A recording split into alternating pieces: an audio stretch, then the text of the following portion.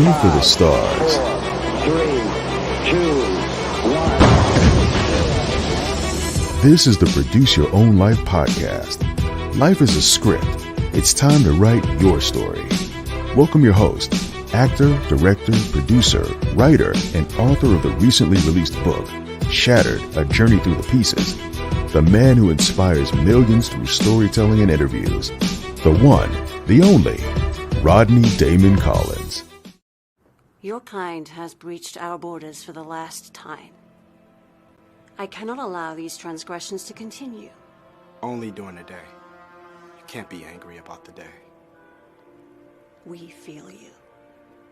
I feel you. And soon enough, I will feed upon you, if given the chance and you step on my land. So, this ends our little truce. I thought we were friends. We're not friends. You're a meal I've been waiting 1,000 years for.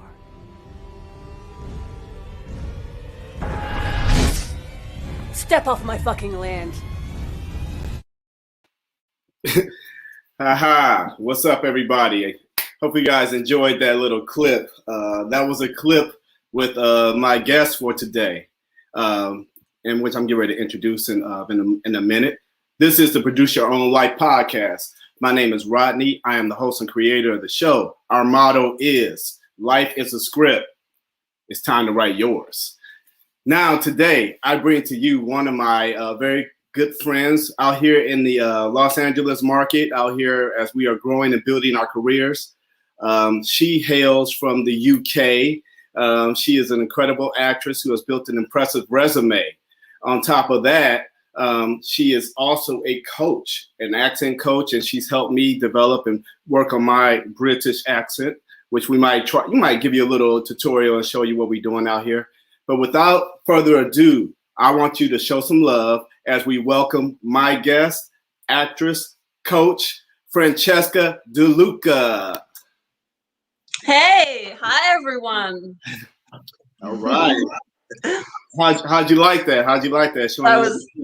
That was nice. I like that. Yes, very much. Yeah. Lovely to be here. You should. You won. I what? You won. Oh, about the you British accent. You want me to be coaching you now in front of everyone? Oh, no. Well, I'll wait for a second. But you know, I was joking about the reel. I was like, yeah, you won. You beat me up. So. Oh, got it. Yeah, I did just a bit. Yeah, told me to stay off your land, so I'm gonna stay. Yeah, and you did. So you're looking well today. How's everything going?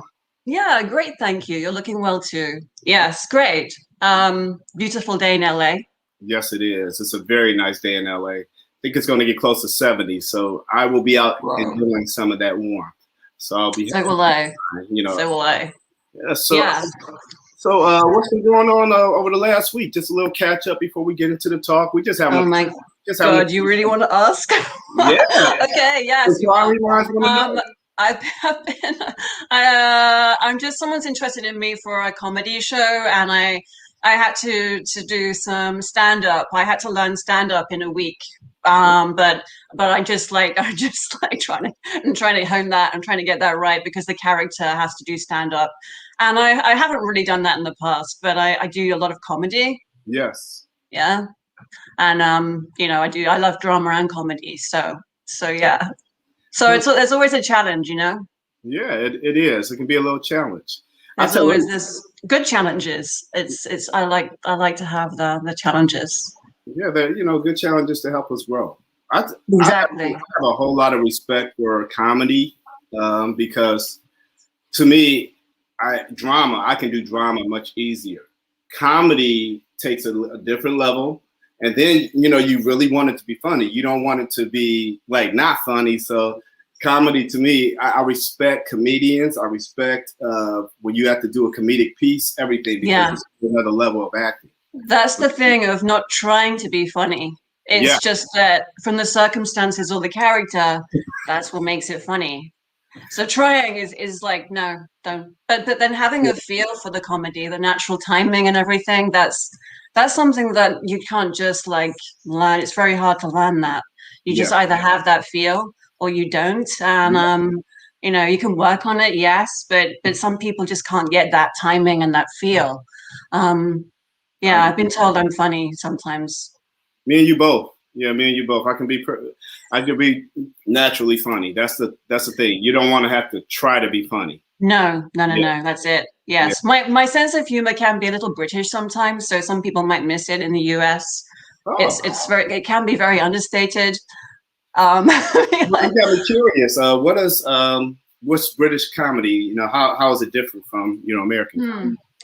Well, I don't know. You know, The Office was originally British with Steve Carell. I have to say that I prefer the American version with Steve Carell. He was amazing in it. But originally, the Ricky Gervais, I suppose it's like the understated or like the British sarcasm is stronger. And of course, there is the crazy British comedy like Monty Python. Yeah. There is that. So yeah, but yeah, I like both. I like both. I can go to the crazy comedy where you're like just like, what on earth, Francesca? What are you doing? that kind of comedy, like just no holds barred, or I can just be like just completely really, really subtle and just like dry. I think both of them are very funny. Yeah, so do I. Mm-hmm. Have you? Do you remember Benny Hill? Oh my God. Yeah, I was like, I used to watch him like sneak and watch his stuff when I was like a kid. Did you really? Yeah. Really? Running around. Yeah. I was young. I used to sneak, try to stay up a little late, catch some Benny Hill on. Well, why not? Why not? Why not? Some people watch porn, you watch Benny Hill. Yeah. Mm-hmm. All right. So I guess we'll get into our talk. So inquiring they want to know who is Francesca De Luca, and when did you really get your love for the arts? Like, where did it come from? Oh my God. Well, I started out when I was really young. I did. My mother encouraged me to do like dance and go on the stage, and she always said it's really it's a great way to get your confidence. Just go on the stage, and then like if you can do that, then you can do lots of things in life. You won't be afraid. So I did, and oh my God, I just remember one thing. I remember I was on stage one time and like things happen, and it was like a dance thing, and I was standing next to this fake tree, and then my costume got caught in it, and I was supposed to be moving forward, and I just couldn't get it away, and I was like, oh God, what am I going to do? I can't. My costume is attached to the tree. Am I going to have to walk forward with the tree? Somehow I did it. Whether I ripped the costume, I don't remember now. But things happen, and I was like, God, if I can deal with that, I can deal with a lot of things. Because things happen in life, and then a sense of humor really helps. It does. If you can't laugh at yourself, I think you really you're taking life way too serious. I agree.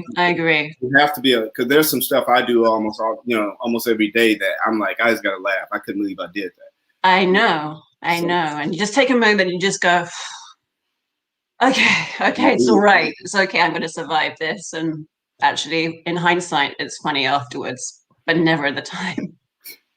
Well, I know you hail from the UK. I do hail from the UK. Which, has a tradition, have a reputation of putting out incredible thespians. So what made you travel from the UK to LA to expand and grow your career? Wow. You know what? Even though I'm British, I'm Italian and Italian descent, 100% Italian blood, you might be able to see. Yes.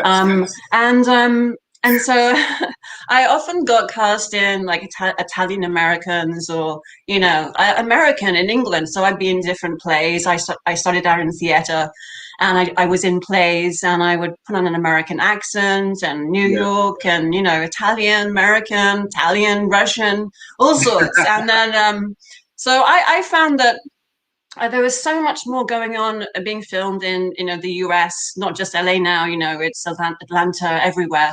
Yeah. And I just thought there's so many more opportunities over there. Casting wise, I can play Americans. I enjoy that as well. I can play Italian Americans. I actually felt that I would be more castable over here, funnily enough. And then, I'd walk into an audition with an American accent and people wouldn't realize I was British until after. And sometimes they'd be like, "You're what? You're British? Could you try that with a British accent, actually?" And I, funnily enough, got cast a couple of times because they actually liked the British more. It was just like, I don't know, quirkier or something. But yeah. So, now, when you got to LA, growing your career, like, did you have any actors or actresses who really influenced your career when you were coming up, more so then or more so now? Or is it a combination of just whatever time we're living in? Like, who's your biggest influences? I have so many. I have so many constantly. Yeah. Constantly. And, I'm like, oh, wow. Like the other day I watched The Five Bloods, Spike Lee film. I love that. So amazing. Yeah. And Chadwick Boseman, I want to mention him because I think he deserves the Oscar. I really do. That really broke my heart what happened. And I just feel like so much talent there, Yes. And I was so moved by like his performance in that, and also the Ma Rainey's Black Bottom one. I don't know if you saw that too, but that one was, oh my God, I cried. Yeah. So I mean, there's so constantly. That's just the most recent one. I was like, wow, blown away. Yeah. And then other people, there's all sorts. There's I mean, Leonardo DiCaprio, Al Pacino. Yeah. There's Eugene Levy. There's Catherine Keener. There's Steve Carell. I mean, there's so many different ones. Meryl Streep. So many. So I love watching movies and TV and good quality. And I'm always inspired by these people. So it seems like you take bits and pieces from a lot of these actors who influence you. Yes. Yeah. I feel like it's important to bring out who you are, and and like you can be influenced by people, but ultimately when you're on set and when real vulnerability can come, whether it's in comedy or drama, it comes from you. So sometimes actors can hide behind a character. Yeah.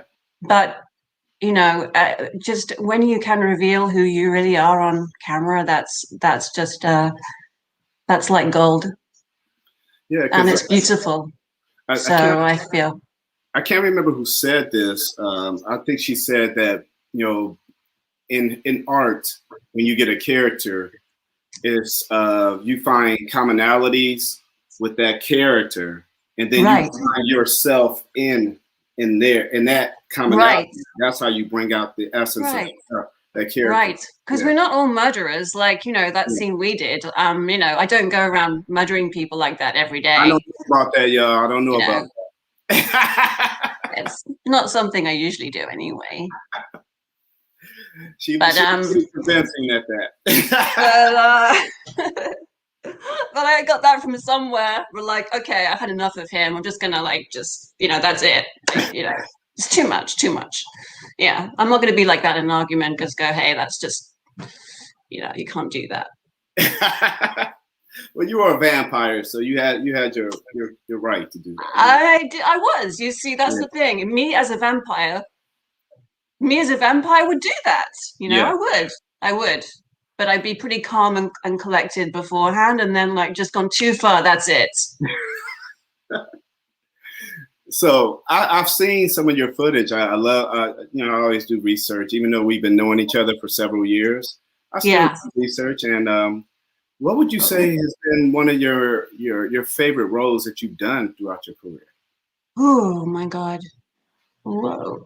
Yeah. That's a great question, and I have been asked that before because, yeah, that's the thing. There isn't one. I enjoy aspects of it, of characters. I like it if something's really well written. There was a comedy I did, Down and Out, which was really well written, and I had a lead in that, and it was really great to get my teeth into it. And I just liked the way it flowed, and yeah, I just enjoyed that character mainly because of the way it was written. So that really gets me going. You know, and again, like it's not trying to be funny, but the character naturally is. It was about a woman coming out and discovering, like, oh my God, I think I'm gay. You know, that's like a realization that she had. And then there's comedy in that, you know. Yes. Yeah, it was just happened to be that was it, what it was about, and just very well written script. And I mean, it's the whole thing. Sometimes I love working with, like, I liked doing that with you. That was fun.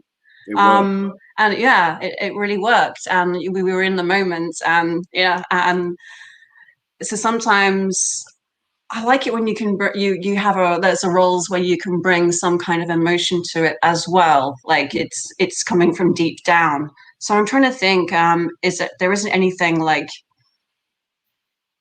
that really, really stands out. I feel like that's to come. I feel like there's so much in me that I feel like I'm more able to be more vulnerable. I feel like in the last few years, there's been some stuff happening, life stuff, and it's really like broken me down, and I'm able to like express my emotion. And you know, if something is going to require crying and feeling, I really feel I can tap into my emotions now more than I ever could. Beautiful. You know, and I feel you on that, because it's almost like, yeah, I feel like you and I have a very long careers ahead. So it's, you know, pinpoint exactly what's your favorite character. Yeah. I was like, I think I'm not sure if I met that character yet. That's my favorite. No. I have roles that are fun, but I don't think I've met my character yet. No, and again, it's exactly, and it's fun doing like comedy and drama, and it's great if something has both within it, because I think drama can be like, oh my God, it's so heavy, and sometimes you just need some, you know, light relief, just in something. Yes. Yeah. Now, since we've been talking about that, I've thought about dream roles. Have you thought about like what would be a dream role for you? You know? Yeah. I've thought about that. I've thought about well, I loved The Sopranos.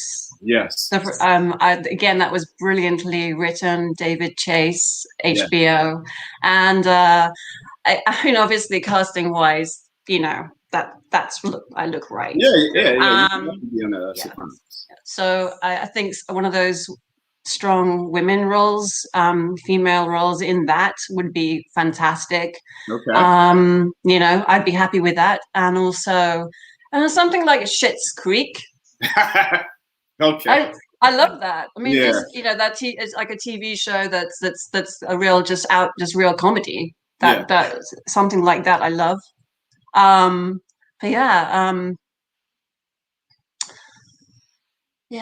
Martin Scorsese, I'd love to work with him.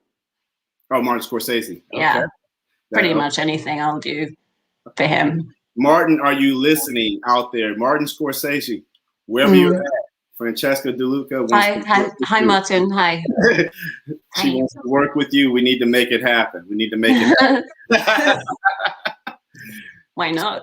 I worked with Francis Ford Coppola. That happened. So, you know, you never know.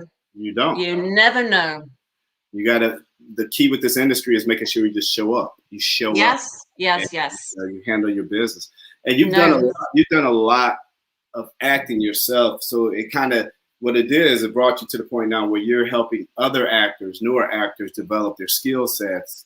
In what ways are you doing that? Come on, share with us a little bit. You know. Okay. Well, I just spoke in a conference recently about how to empower yourself as an actor and a Yes. human being. And I think that's the key is, we're not just actors or creatives. We are human beings who feel. And I think if we can be at ease with who we are as people, then that ease will come through in an audition and on set. And I think just there's so much about working on ourselves as people that again, it goes into the acting. If you meditate and work out, you feel better, you feel more relaxed, and you don't feel so desperate maybe to get a role and walk in the audition and, like, oh my God, I really want this. Oh, they'll pick up the energy. Energy. They will. Yes, they will. They will pick up that desperate energy. But if you know you have talent and you've been working at your craft and working at all these different aspects, that are part of it, then when you walk in, you'll just be, hopefully, you can be just, this is me. I know I have talent. I hope this is I hope you like me and the right part. Don't say that aloud, but I feel I'm right. I can do this part. I love this part. And what will be, will be. That's it. That's it. It really is. And just, it doesn't matter if you don't get it, because there might be another role that is perfect for you. That they were like, oh my God, I remember that person. Yes. So don't ever get discouraged if you don't get an audition that you really want. Just be happy that you did your best. That's the main thing. Do your best. Move on. Because then you will get you will get seen. You will, if you are talented and you love what you do, you will get your opportunities. You just keep going. I tell everybody, stay in long, just stay in, do not stop. The key is you can stay in long enough, your opportunity is going to come. Not just your opportunity, but your booking, your role, that role that you want, it's going to come. I hate when they say just opportunity, because opportunity leaves room for it maybe not to happen. No. And then love your life. Love your life is the main thing. Love your life. Enjoy, seeing friends, that's another thing. Just that loving of life comes through in your acting, in you as a person. You know what? You teach dialect, and you did a class with me, and I still want to do more. I thought we maybe do a quick demonstration so everybody can see how effective you are. One of the things you taught me, and I can repeat it, so maybe they can be like, oh wow. Okay. Have you been practicing? Well, no, but I think it comes naturally to me. Let's see. I think it does. Yeah. Rodney's really good. Rodney is really good, everyone. He is a natural at the British accent. You are. Let's have some fun with it. Okay. Yep. All right. Class in session for the next 1 minute. We're going to do a quick class. So, Rodney, we've talked before about the different types of British accents. And there's the Cockney, there's a Northern accent, there's posh, and there's different types of posh. But okay, I want you to say something like, repeat after me. The rain in Spain stays mainly on the plain. The rain in Spain stays mainly on the plain. Yes, very good. See? You see? Yeah. It's not just about the accent. It's some British people, it's the way they move their mouths, and they don't move their mouths very much sometimes. So it's not like the rain in Spain. It's not, people don't normally talk like that. So the rain in Spain. The rain in Spain stays mainly on the plain. Yeah. Do you want to try it in the Cockney? Yeah, let's try the Cockney. All right. The rain in Spain stays mainly on the plain. Yeah, right? The rain in Spain stays mainly on the plain. Stays mainly on the plain. The rain in Spain stays mainly on the plain. Plane. Plane.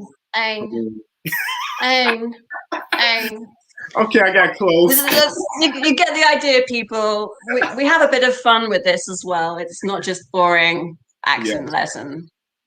Well, she's very good, and many of us as actors, we definitely need to make sure we know more than just our dialect, because there are various roles you want to make yourself marketable for. So I highly recommend you get in contact with my friend for that. I have a couple fun questions also for you, and also want to talk about any upcoming things you're working on. What would you? Can you say your favorite line in a movie with your favorite accent? Oh my God, yes. I was thinking with my favorite line in a movie with my favorite accent. So they're both separate, right? Yeah. That's I like that. That's a good challenge. Okay, 1 second. Give me a sec. Just remember what it is now. We're all right here. Everybody's watching. Okay, you're waiting. Yeah. Okay, it's worth it. It's worth it. Yes. Toto, I got a feeling we're not in Kansas anymore. Do you get that? Do you hear that? Yes. Can you give it to us again? Toto, I got a feeling we're not in Kansas anymore. That was the Wizard of Oz, the British edition now. Thank you. Thank you for giving us that. Thanks. Thanks a lot. No. Yes. We all, as actors, actresses out here, we all have to do certain hustle jobs while we're building our career and stuff like that. What would you say has been your favorite hustle job that you've had? Right. Well, at the beginning of my career, I worked in a video DVD shop. Oh, okay. Yeah. I'm not 20. So yeah. I'm 30. Anyway,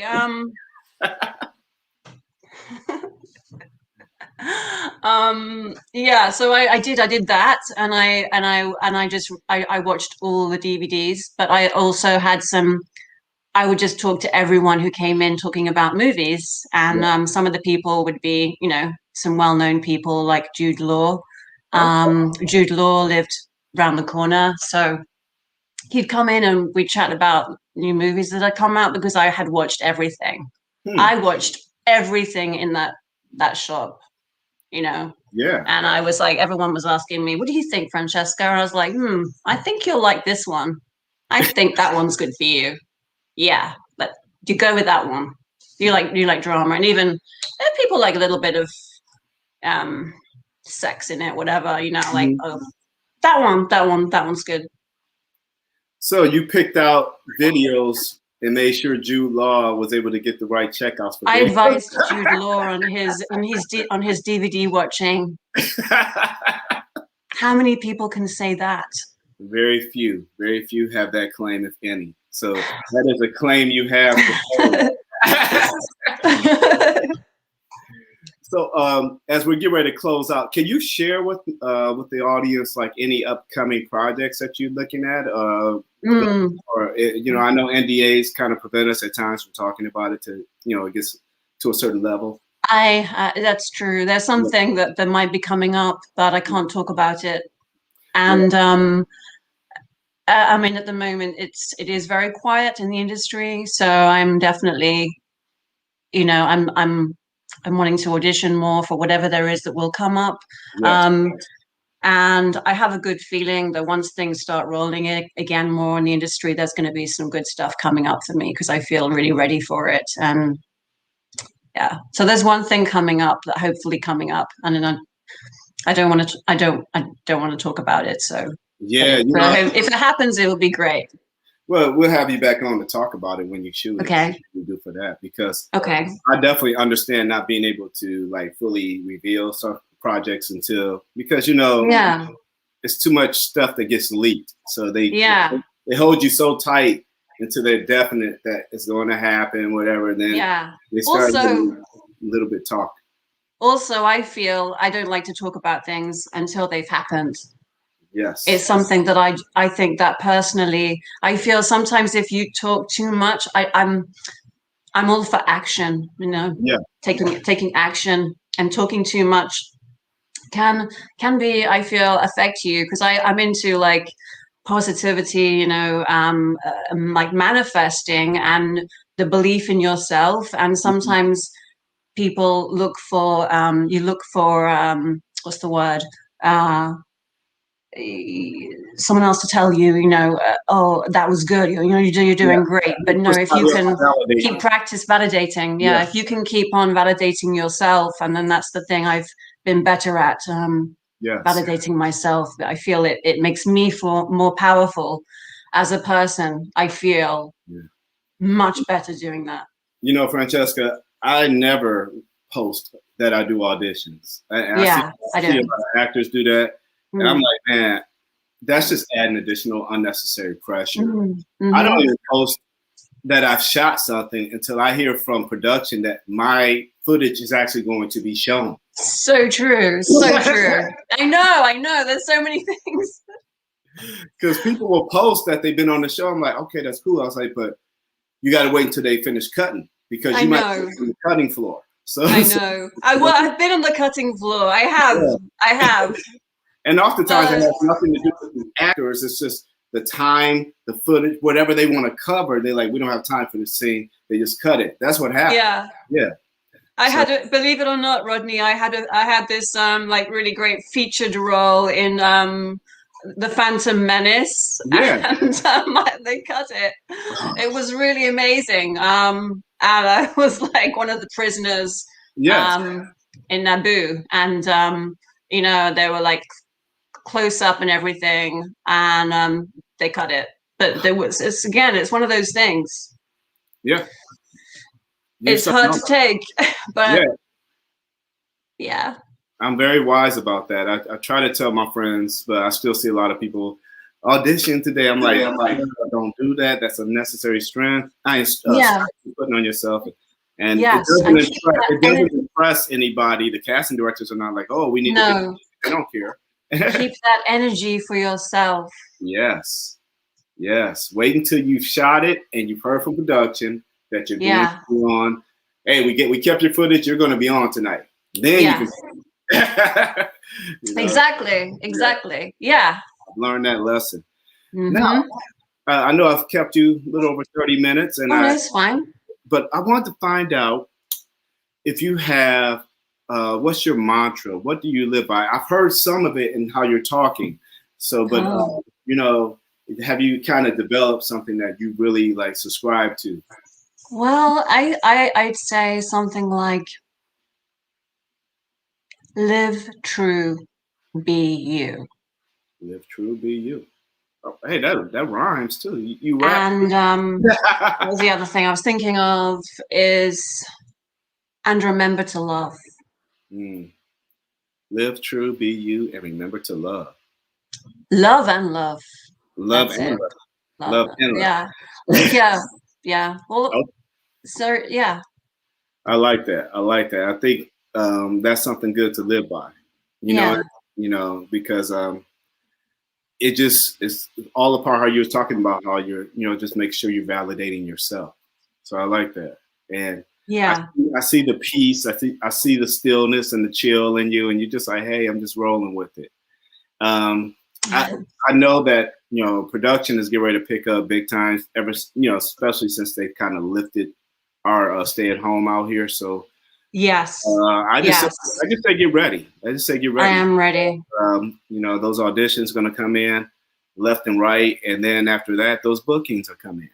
I know. That's another thing people don't understand, and I guess we can take a minute or two to address that. But it's the number of auditions, because Mark Ruffalo, who's one of my favorite actors, I like him. He's done such a good job playing the Hulk with the Avengers. And yes, he does. He does. But a lot of people don't realize he'll tell you, he's like, I had 200 auditions before I first booked a significant role. So that's crazy. I think it's really good for people to hear that, because we can like be so hard on ourselves sometimes. Yeah. actually, I had this really great audition, audition for a TV show recently, and I did really well in it. I felt happy with how I did, and I felt like, okay, well, you never know. Now I've been seen by that casting director, then Yes. it could lead to other things, and that's great. And it's yeah, it doesn't matter if you don't book it.